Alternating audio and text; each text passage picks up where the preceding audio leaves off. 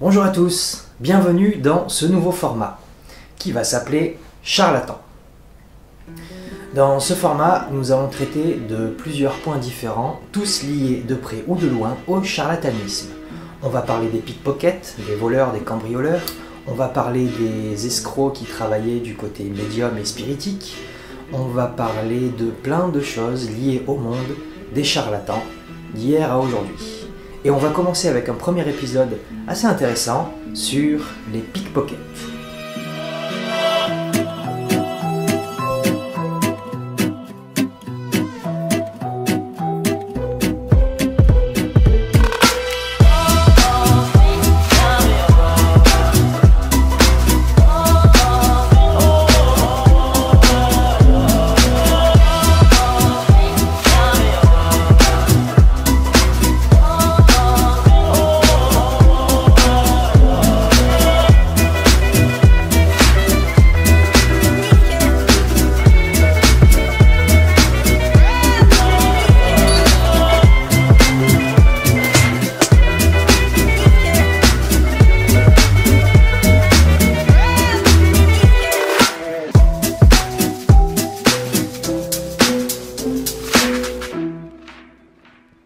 Je ne vais pas faire cet épisode tout seul puisque j'ai le plaisir d'avoir deux invités, Kai et Anthony, que vous allez voir juste après.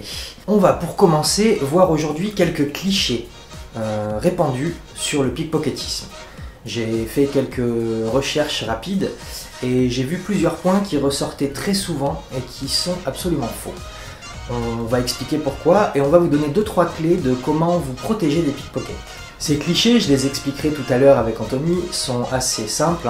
Le premier, c'est qu'on pense souvent qu'on est à l'abri des pickpockets parce qu'on le sentirait forcément. Le deuxième cliché, je stocke mes choses précieuses dans les poches intérieures, donc je ne crains rien. Et le troisième cliché, c'est j'évite à tout prix les foules, donc je suis à l'abri. Et avant qu'on entre dans le vif du sujet, quelques petits chiffres juste pour vous donner un contexte. Le pickpocketisme, c'est un vrai fléau.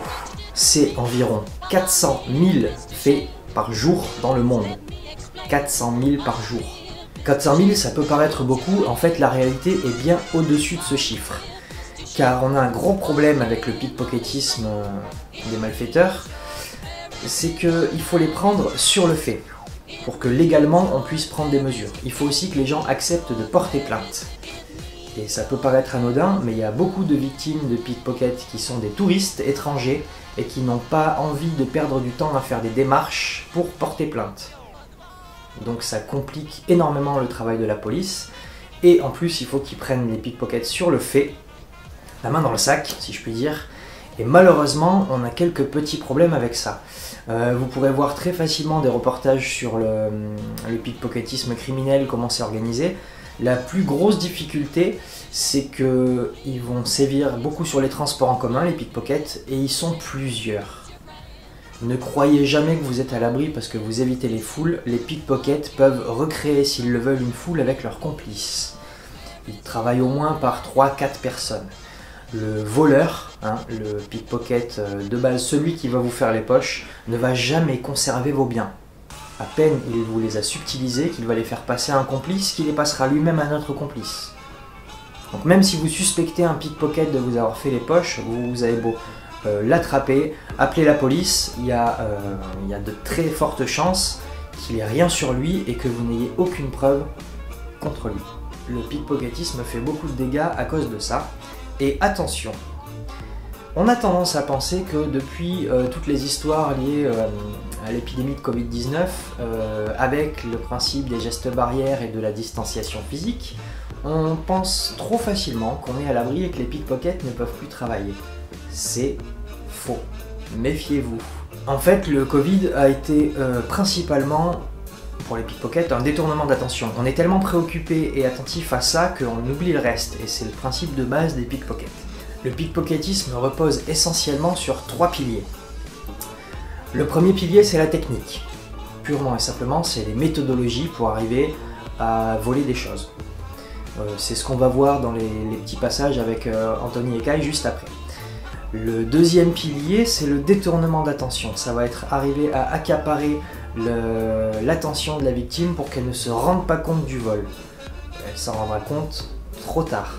Le troisième pilier essentiel du pickpocketisme, c'est la psychologie. Ça va être connaître toutes les failles d'attention, de réflexion qu'on peut avoir, connaître la psychologie humaine qui va leur permettre d'appliquer les techniques et les détournements d'attention nécessaires. Ça peut vous paraître un peu confus, mais on va vous expliquer ça très clairement grâce à des exemples que je vais réaliser avec Anthony qu'on accueille tout de suite.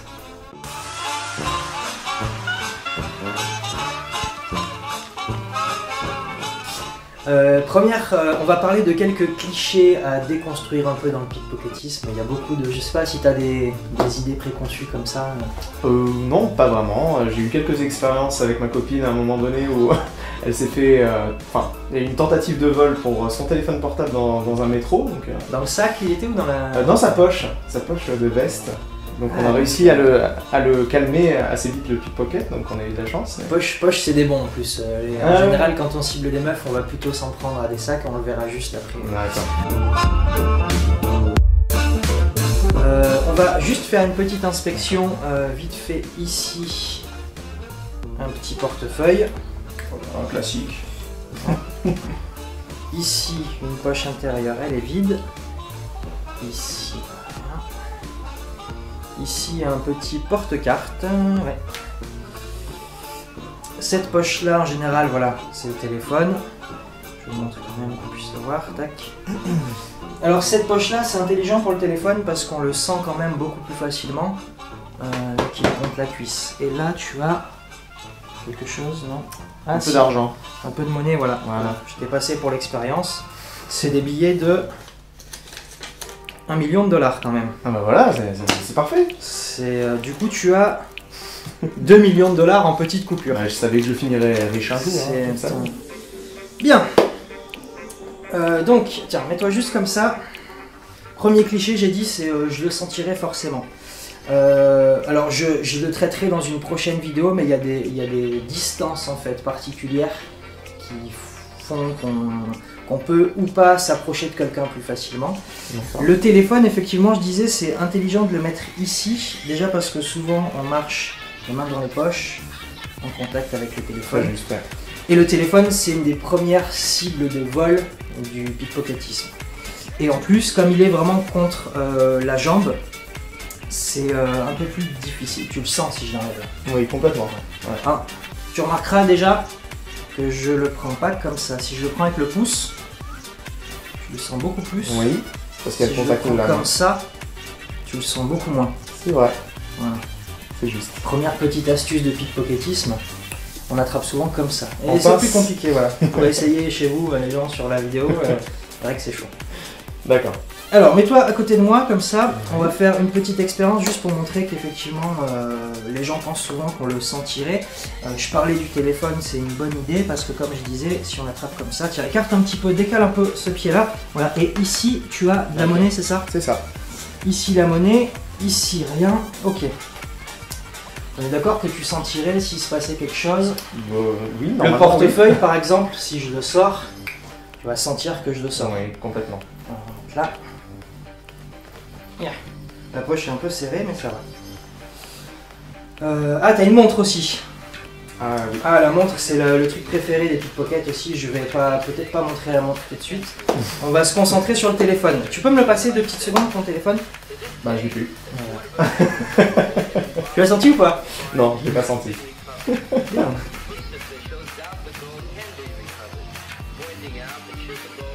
Je l'ai pas senti du tout, non. Ça fait bizarre, hein, on se sent un peu dépouillé. D'accord. Tu m'as rajouté d'autres là? Pas encore. Non, c'est bon, ok. On va changer de place parce qu'on va te faire essayer. Alors déjà, premier exercice, tu vas, comme on a dit avec la pince, tu vas essayer de saisir le téléphone et de le sortir de la poche. Ouh, c'est simple. Pour le moment, je me laisse déjà faire. essayer de le choper. Ok, tac, hop, hop. Ok. C'est pas très subtil. Si. Alors, justement, tu y allais franchement et c'est la base. D'accord. Faut pas hésiter, il faut pas trembler, il faut que ce soit... Ok, nice. Maintenant, le truc, c'est que là, ma sensation du toucher, elle est stimulée. Il faut que tu désarmes ça, c'est-à-dire que... mais là, grosso modo, tu prends le téléphone et en fait, au moment où tu places ton pied droit il passe par-dessus ma jambe ici et tu vas me dire de décaler le pied là. Mon pied droit, Ton celui-là pied droit passe là, là, comme ça. clac, et tu pousses un peu mon pied en me disant écarter les jambes. Écarte un peu les jambes. Voilà, tac, tac. et avec ta main gauche, Cette jambe. tu vas me demander ce que j'ai là. En touchant. Du coup, moi j'ai le toucher qui est stimulé aussi ici. Je vais Et il vérifier faut que la j'en poche. profite au même timing. Et il faut qu'en pour- même temps, ta main droite, elle soit dans la poche. On va faire un essai si tu veux. Bon là c'est compliqué, je sais ce qui va se passer, mais on va voir déjà si je le sens. Ok. Attends, écarte un petit peu là. Ouais. De ce côté. Tac. Regarde, là t'as Là. quelque chose là. Là j'ai quelque chose.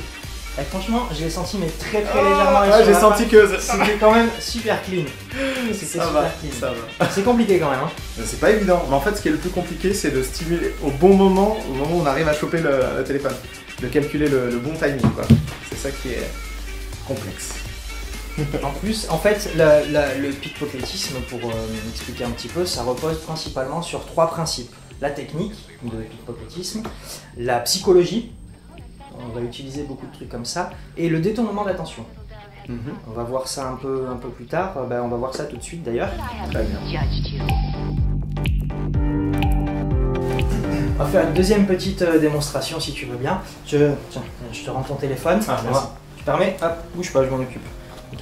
Téléphone ici. Ici, tu as Le portefeuille. le portefeuille. Hein. C'est ça. Le portefeuille. Et de l'autre côté, tu as. Là, tu as Le téléphone, du coup le téléphone. Hein. Ouais. Très bien. Ici, tu as un porte-carte. Très bien. Le téléphone, toujours Ouais. ici. Ici, attends, bouge pas. Ici, tu as quelque chose. Je sais Non. plus. Ici, tu as quoi? Le portefeuille, il est où le portefeuille? Bah, il y est plus. Le portefeuille, il est là, excuse-moi. Mets-le là. Il s'est garé. Voilà, te Là, trompe ici, pas de c'est bon poche, voilà. Ok. T'as tout? C'est bon, bah, je Le crois. téléphone, le porte-carte. Téléphone, Bah, non. Attends, le porte-carte, il est là.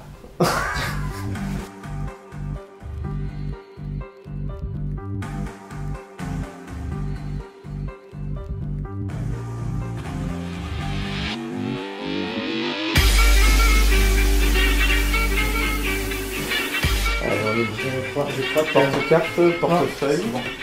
J'ai dans les poches, j'ai dans Ah, les ça va. poches, j'ai dans les poches. Portable. Portable, oui, portable. Clé. La pièce, c'est bon. j'ai tout. C'est parfait parce que tu J'ai illustres très bien le truc que je voulais montrer, c'est qu'on joue beaucoup, comme je t'ai dit, sur le détournement d'attention. T'as vu, au bout d'un moment, tu sais plus trop où t'en es. Ah bah non, clairement, là, je sais plus ce que j'ai, ce que je n'ai plus. C'est un peu compliqué. Ça marche. Alors justement, là, ce que je t'ai montré, c'est des démonstrations un peu plus propres au spectacle. Mais juste, après, je vais te montrer les techniques qui sont utilisées par les gens qui sont un peu moins bienveillants, on va dire, et les trucs de pickpocket malfaiteurs, quoi. De rue. Montrer un peu comment se D'accord. protéger des pickpockets. Juste avant, je vais montrer comment ça se passe avec les femmes. Parce que là, ce que j'ai montré, c'est plus destiné aux personnes habillées En ça. costume. Sur une robe, un sac à main, il y a D'accord. d'autres techniques en fait qui vont s'appliquer. Et Très puis bien. après, on reviendra, je te montrerai un petit peu les choses dont il faut se protéger et comment. Ok. Voilà, merci beaucoup Anto. Bah merci à toi. Vérifie quand même. Hein. Oui, c'est bon. Je crois que j'ai tout. Je te montre un petit peu en détail. J'ai sorti le portefeuille. Tac. Pareil, hein, avec les doigts en pince. Ok. Je l'ai remis. Je t'ai demandé ce que tu avais là. Ouais. Bah, téléphone du coup. Ok, d'accord. Je le refais en détail.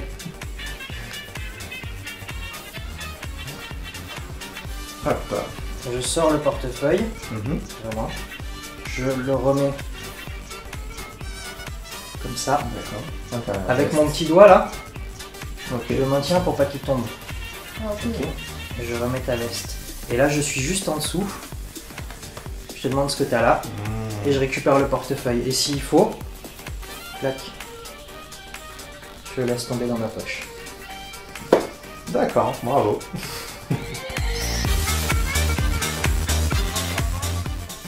Bonjour Kai, du coup. Bonjour Astier.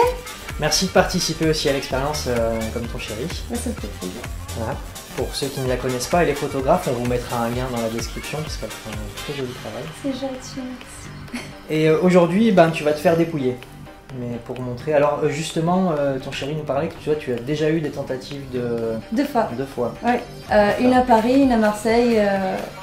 en terrasse. Le premier, il s'est glissé sous ma chaise pour récupérer. En fait, j'avais 2 sacs de vêtements parce qu'on dormait un peu à droite à gauche. Et du coup, il y en a un qui était bourré et qui s'est faufilé sous ma chaise et qui a essayé de tirer mon sac. Seulement, moi, j'avais accroché en fait la anse d'un de mes sacs en fait à mon pied et j'ai senti que ça tirait. Du coup, j'ai dit à Anthony, arrête de tirer. Je tire rien. On s'est retourné et il y avait le gars qui essayait de voler le sac. Et c'est une première astuce déjà, quand vous posez les sacs au sol, le pied dans la hanse. C'est hyper intelligent effectivement. Il y a 2-3 trucs aussi, il faut faire attention à toutes les poches extérieures sur les sacs, parce qu'on va pouvoir les dépouiller un peu comme j'ai fait avec le téléphone ou le portefeuille d'Anthony juste avant. Les sacs ouverts comme tu as, c'est compliqué, surtout dans les lieux comme tu disais, les cafés, les musées, les plages, les marchés. Les terrasses, c'est les sites de prédilection en fait, les transports en commun, c'est les endroits où il y a du monde, où surtout il y a des touristes, les musées et les trucs comme ça sont les premières cibles des pickpockets parce que les touristes ils sont en mode touriste, ils sont pas forcément vigilants à tout ce qui se passe autour parce qu'ils sont en train de... Enfin nous les premiers, dès qu'on est dans un endroit où on n'est jamais allé, tu vois, tu battes sur l'architecture, tu battes sur tel ou tel truc et tu fais pas attention. C'est vrai. Le coup du sac, je vais vous montrer un classique. J'ai pas mon manteau à la main pour rien. En fait, le manteau, il sert à cacher des choses. C'est-à-dire que, par exemple, tu es dans un escalator, tu vas te tourner comme ça. Voilà, excuse-moi. Dans un escalator avec ton sac, l'individu qui veut te faire les poches, en fait, il va faire ça. C'est-à-dire qu'il a son manteau, comme ça. Donc, tu verras l'image. Et il va en profiter pour récupérer le téléphone. Caché. C'est-à-dire que si tu te retournes, tu vois rien de suite. Et en général, il y a un complice qui va récupérer le téléphone et qui va le tirer en arrière. Ça me fait penser à la deuxième histoire dans le métro à Paris. Ah, il y avait un complice. En fait, non, j'avais mon gros manteau. Il y avait 2 poches de devant, et j'avais mon portable là. Et Anthony me disait, enlève-le tout le temps. Et je l'ai pas fait. Mais je me suis dit, bon, je le touche toutes les 2 secondes, donc ça devrait aller. Et d'un coup, je le touche, je trouve pas. Je me retourne, il y avait déjà un gars qui commençait à le tendre à son complice, justement, le téléphone. Et voilà. Alors c'est hyper intéressant, je pose ça 2 minutes. C'est hyper intéressant ce que tu dis parce qu'en fait, c'était un truc que je comptais expliquer justement. Donc non, sois pas... Au contraire, c'est très bien. En fait, le fait de vérifier tout le temps ses affaires, c'est pas une bonne chose. Ah. Parce que ça permet au pickpocket de savoir où sont tes trucs. Si toutes les 30 secondes tu vérifies que tu as bien ton téléphone dans ta poche intérieure, il sait. À tel point qu'il y a des pickpockets qui ont des combines comme ça, c'est qu'il y a un mec qui va dans le métro et il fait « On m'a volé mon portefeuille !» en criant. Et les autres vont vérifier. Du coup, premier réflexe que tu vas faire non c'est bon j'ai le mien. Sauf qu'en fait ce mec qui crie c'est pas une victime, c'est un complice, voire un pickpocket. Et que quand il va crier ça, comme tout le monde va vérifier, eux ça leur fait une espèce de présentation de cher pickpocket. Mon portefeuille est ici, mon téléphone est ici j'ai du liquide.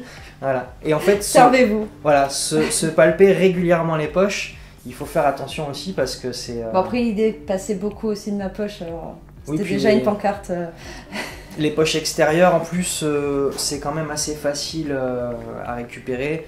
Surtout qu'on a souvent un peu d'amplitude entre le vêtement et soi, contrairement à la poche ici. Donc effectivement, il faut éviter les poches extérieures. Sur les sacs aussi. Ah. Sur les sacs, si vous avez des poches extérieures sur les sacs, les filles, évitez d'y laisser des choses précieuses. Les choses précieuses, elles sont dans la grande poche, un compartiment fermé si possible, et en dessous. D'accord. Même si c'est pénible d'attraper toi ton téléphone qui est en dessous d'autres trucs, si c'est pénible pour toi, c'est pénible pour les pickpockets. Si c'est facile pour toi, c'est facile pour les pickpockets. De toute façon, pour les pickpockets, il n'y a pas grand chose qui est compliqué à récupérer. Il y a quelque chose qui est compliqué à récupérer? Les sous-vêtements. ouais, vu comme ça, ouais. Et encore. D'accord, voilà. Très bien. Merci beaucoup pour ta participation. On va te revoir dans 2 minutes parce que tu vas passer de l'autre côté du crime, tu vas me servir de complice. Ah, ça c'est cool. Voilà. Très bien. Merci beaucoup. Merci à toi.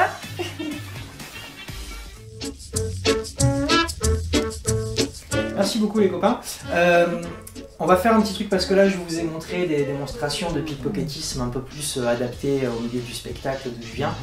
Mais comme j'ai dit, l'idée c'est aussi de vous montrer comment se prémunir face à ces malfaiteurs et ces charlatans là. Donc maintenant je vais vous montrer un petit peu des techniques moins issues du spectacle. C'est les mêmes en fait, c'est les conditions d'application qui sont différentes.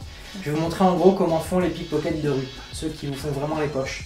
Pas ceux qui vous font ça pour du spectacle et qui rendent tout à la fin comme je fais moi.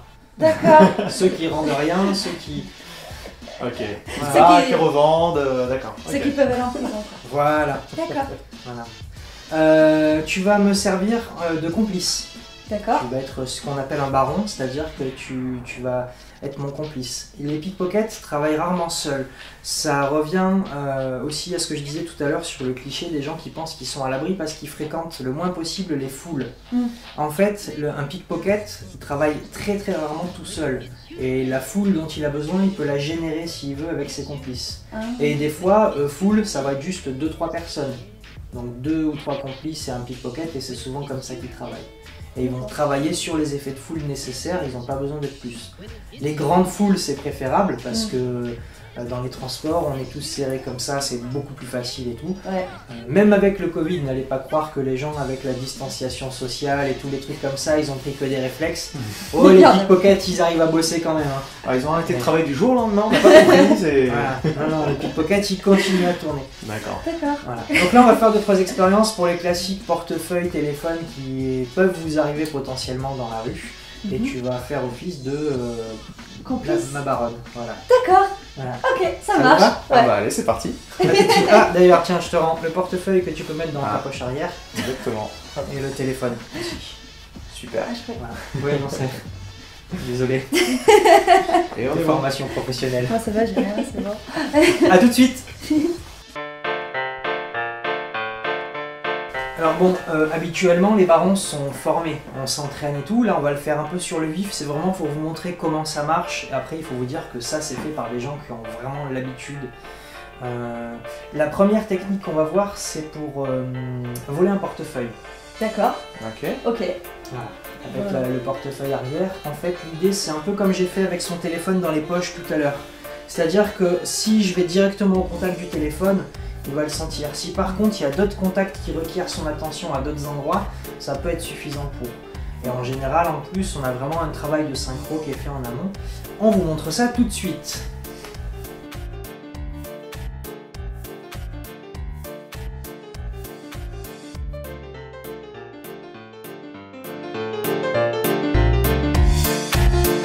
Deuxième lieu, c'est le vol du téléphone. Alors ça, c'est hyper simple. Le plus facile pour voler un téléphone, c'est quand la personne elle est au téléphone.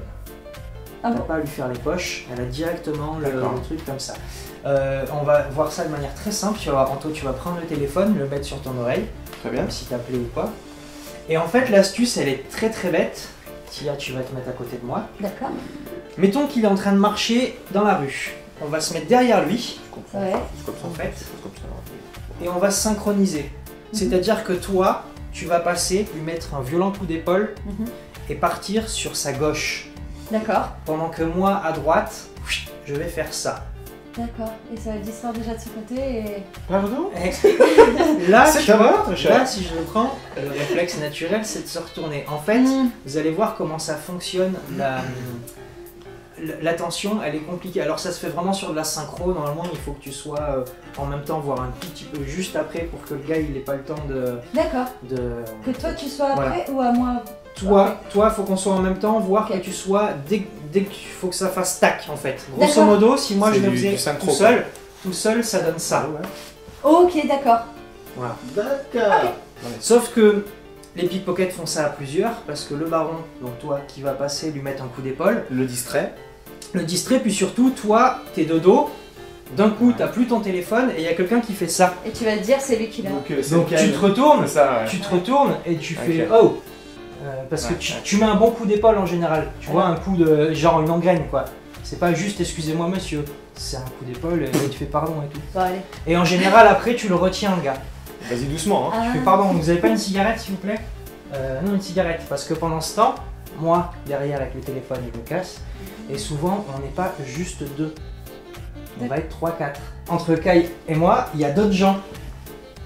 Et Ok. toi, quand tu te retournes, il y a 3-4 personnes derrière toi. Mais je vais vous montrer, ça va être vachement plus parlant. D'accord.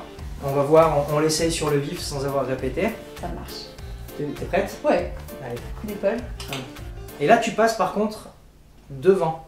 Tu vois? Ok. Il faut que tu le dépasses pour que lui soit occupé par toi et le moins possible par moi. À la parisienne. Voilà. D'accord. T'es prête? Ouais. Je te fais une petite impulsion comme ça pour qu'on parte en même temps. D'accord. Voilà. T'as vu, il y a un temps de réaction. Bah ouais, parce que du coup, tu fais un choc, tu regardes avant ce qui se passe, pourquoi il m'a bousculé lui, et après tu te dis merde, j'ai plus mon téléphone. C'est en 2 temps. Ouais. Bon, là forcément, on est dans des fausses conditions, mais en conditions réelles, ça se passe comme ça et vous n'y êtes pas préparé. Ah non, bien sûr. Ça va trop vite. Ça va trop vite. Déjà là, en le sachant, ça va assez vite, alors j'imagine. Ça va trop vite, on joue sur le détournement d'attention, on joue sur pas mal de choses. Je vous en montre d'autres? Oui. Ah bah allons-y, c'est Ok. Alors je vais vous en montrer un des préférés en fait de trucs de pickpocket. Le plus facile, le plus utilisé, c'est le coup de la moutarde. De la moutarde? De la moutarde. Alors il suffit, j'ai un sachet vide. Normalement on prend un sachet plein, je vais pas le faire là, tu vas vite comprendre pourquoi. On prend un sachet de moutarde ou de ketchup, de fast food ou quoi. Et en fait quand la personne va être un peu distraite, on va lui en faire gicler sur le manteau, moutarde ou mayonnaise. D'accord. Pourquoi? Parce que ça ressemble un peu à de la crotte d'oiseau. Et en fait, tout simplement, tu es dans la gare, il y a un premier complice qui t'en met là, et en marchant avec mon complice qui va te préparer un mouchoir en papier exprès pour te nettoyer, ben ça va être... Excusez-moi monsieur, vous avez une tache sur votre... Attends, bougez pas, je vais vous aider. Clac, et sous couvert de t'enlever le manteau, les poches, là, ou la veste, peu importe. Ouais. Au moment où on va t'enlever le manteau. Incroyable. On va le faire pour montrer un petit peu, mais sans moutarde. C'est simple. Sans moutarde. C'est mieux. Excusez-moi monsieur, oui. Vous avez une tache sur votre manteau juste derrière. Attendez, faites voir. Là, la complice, elle s'approche, elle fait ah bah j'ai des mouchoirs. Oui, j'ai des mouchoirs. Bougez pas monsieur, on va vous aider. Tac. On nettoie. Allez-y. Bah, c'est bon madame, vous gérez? Oui, je vous oui. laisse faire. Et je me casse. Tenez, merci. Merci.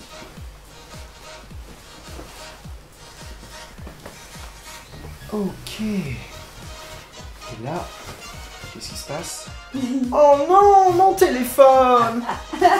C'est très simple parce qu'on n'est pas sur un truc technique, mais en fait dans le détournement d'attention et dans l'action qui se passe, c'est suffisant pour nous perturber. Puis t'as le fait que la personne soit soi-disant bienveillante aussi, peut-être que... Oui, voilà, il y a ce côté un peu vous sympa. attachez, j'ai ce qu'il faut. Oui, c'est vrai. Justement, on a d'autres astuces qui fonctionnent sur la bienveillance des gens, c'est la fausse bagarre. Ah bon? On fait semblant de s'attraper en pleine rue et tout, on se met 2-3 patates, les gens ils s'amassent, soit ils filment, soit ils essaient de séparer, peu importe la nature humaine profonde qu'ils ont en eux, mais ça va générer de la tension et c'est suffisant pour que des complices y fassent les poches. Pire, le coup de la fausse noyade. Ah bon? Le must sur les plages. La fausse noyade, t'as tout compris. Oui, parce que les Incroyable. gens Il y a vont quelqu'un qui se... se Ça noie et attire tout. l'attention de tout le monde. On vient de t'appeler à l'aide parce qu'il y a quelqu'un qui se noie, tu vas pas dire mais non je m'en fous, je la connais pas, qu'elle se noie. En général, l'empathie fait que tu vas porter ton attention là-dessus et pendant ce temps, les gens ils te font les poches et ils se barrent avec. Surtout que là, le téléphone, je te l'ai pris et je suis sorti, je suis parti. Mais en vrai, ça se passe pas tout à fait comme ça. En vrai, je t'aide. Ils peuvent même rester jusqu'au bout. Le téléphone, normalement, dès que je le récupère, je suis comme ça. Il y a quelqu'un derrière, un autre complice qui récupère le téléphone. Voilà. Et je reste auprès de toi, avec elle, on te nettoie, comme si on se connaissait pas. Comme ça, la victime, si elle se rend compte finalement qu'il lui manque quelque chose, non, si elle dit, tu pourras tester, montrer que tu n'as tu rien. vérifies, tu dis, ah, putain, soit tu fais genre, t'as pas de téléphone en tant que pickpocket et tu te dis, putain, moi aussi, j'ai pas mon téléphone. Et ça passe. Bien joué. Soit le mec il est un peu suspicieux et de toute façon t'auras pas son téléphone. Il marche tout le temps comme ça les pickpockets. D'accord. Donc voilà, vous le saurez maintenant. C'est... 2-3 petites astuces. Voilà. Et si jamais vous êtes en voyage à l'étranger, le plus simple c'est les ceintures exprès pour la monnaie. Il y a des ceintures qui s'ouvrent, c'est chiant. Mais comme je l'ai dit tout à l'heure, si c'est chiant pour vous, c'est chiant pour les autres. Voilà. Je connaissais pas du tout. C'est des petites ceintures en fait, où à l'intérieur de ta ceinture, par exemple, à l'intérieur interne, de la ceinture, tu as une fermeture qui va te permettre d'accéder à du liquide ou des trucs comme ça. C'est un peu comme la ceinture qu'il y a dans Big Bang Theory, je crois. Il y en a un, il a justement une ceinture. Bon. Alors ça c'est un monnayeur, ouais, c'est les monnayeurs. Là c'est vraiment un truc un peu secret, c'est-à-dire qu'à l'intérieur de la ceinture il y a une fermeture éclair ou une petite pochette. Et même si c'est pas à l'intérieur, de toute façon ça va pouvoir être dissimulé par les vêtements au-dessus. Il y a des vêtements spéciaux de voyage pour les pickpockets aussi, donc il y a vraiment des trucs avec des fermetures, des choses étudiées exprès pour. Et les autres astuces après, notamment avec le sac, c'est jamais le sac sur l'arrière du corps. Non. Qu'on soit un homme ou une femme, pareil c'est bizarre quand t'es un homme, mais en fait c'est plus intelligent d'avoir ton sac à dos sur le ventre. Parce qu'en fait derrière... Et quand on met un cadenas, parce que ça m'est arrivé une fois de mettre un cadenas pour relier les fermetures éclairs, ça passe? Est-ce que c'est suffisant? Voilà, c'est ça la question. Ça dépend de pas mal de trucs, ça dépend forcément de comment tous les bricolages de sacs vont pas être pareils. Il y a des fois où on va pouvoir, mais il vaut mieux avoir vraiment et même avec un sac qui ferme, de toute façon on n'est pas à l'abri. Et puis même c'est vrai, comme tu le disais, le cadenas finalement ça attire aussi l'attention. Ouais. En fait la base de base, parce que là j'ai donné plein de trucs et on pourrait vite devenir parano tellement je dis qu'il faut faire attention à ci, à ça.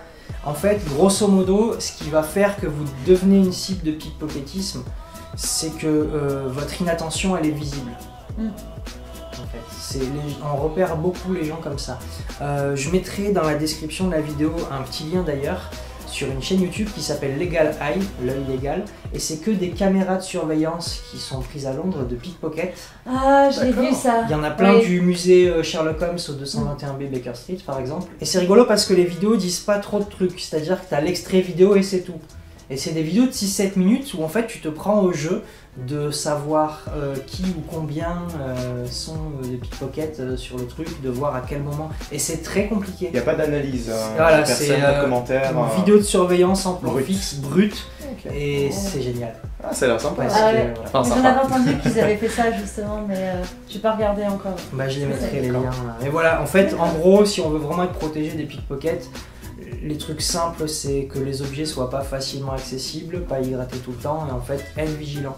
Déjà, avoir conscience de comment ça fonctionne avec ce que je vous ai montré, c'est déjà une sécurité énorme par rapport aux gens lambda qui... Une première défense. Genre, il m'a pas juste percuté par inattention, genre... Donc maintenant, quand on ira dans le métro, ton téléphone, tu le laisses pas dépasser ta poche. Ouais, c'est là, c'est... Volez-moi. Et évitez d'ailleurs d'avoir les téléphones. Parce que souvent quand on est dans le métro, mais je veux dire de manière générale, on a souvent tendance à être tous collés sur nos téléphones quand on est dans les transports. Et en fait, visible, c'est ça. Le téléphone c'est une révolution du détournement d'attention pour les pickpockets. Parce que ça existe depuis longtemps le pickpocketisme. Je retraiterai dans d'autres vidéos des techniques un peu plus propres au 18e, 19e siècle. Mais là, la génération dans laquelle on est aujourd'hui est un cadeau pour les pickpockets avec tout le détournement d'attention qu'on a grâce au smartphone. Ouais, t'es fixé devant ton écran, t'as ton portefeuille qui est là, tu regardes ta vidéo, hop, ça va vite. Ouais, c'est vrai. Merci beaucoup de votre participation sur ce premier épisode de Charlatan. Il y en aura d'autres sur plein de sujets divers et variés. On va parler des pickpockets, mais aussi des arnaqueurs de rue divers et variés, le bonneto, les petits jeux d'argent, d'arnaque, appelez ça comme vous voulez. Ah, ça j'aime. On va parler des médiums et des spirites, qui c'est quand même une de mes spécialités, et de comment ils trichaient justement les charlatans spiritiques. Ah, chouette. On va traiter un peu plein de choses, et puis j'espère vous revoir bientôt. Avec plaisir. Oui, avec plaisir. Dans les vidéos, puis... Kai en travail photographique, Anthony sur scène puisque tu proposes aussi plusieurs spectacles. Je mettrai un petit lien dans la vidéo de toute façon. Merci. Voilà. Merci encore pour votre participation. J'espère que la vidéo vous plaira une fois qu'elle sera sortie et puis on dit au revoir aux gens. Voilà. Au revoir. Au revoir.